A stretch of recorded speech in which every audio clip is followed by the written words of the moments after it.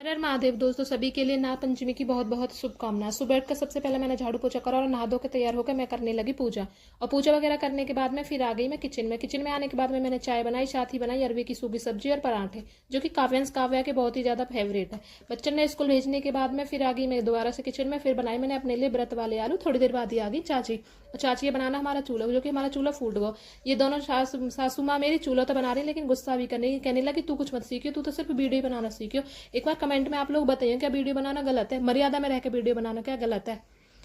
कहने लगे ये सब बात छोड़, अब ये बता कैसा बना। मैंने कहा ठीक है चाची। पतीली रख के देखी तो मैंने एकदम फिट बना। मैंने कहा चाची एकदम बढ़िया बना। ये सब बोल के मैं आ गई किचन में आके बनाया मैंने पापा जिनके लिए खाना। और पापा जिनके खाना देने के बाद में फिर लगाया मैंने कान्हा जी को भोग। मैं कान्हा जी को भोग लगा के जब तक मम्मी नहा धो के मम्मी करने लगी नाग पंचमी की पूजा। मम्मी ने बनाया गैस पे नाग देवता और फिर बनाई चकला पे नाग देवता। और चकला पे नाग देवता बनाने के बाद में मीठे और घी पूजने के बाद में पहले मैंने मम्मी को खाना दिया, फिर मैंने खाया व्रत वाला खाना। हर हर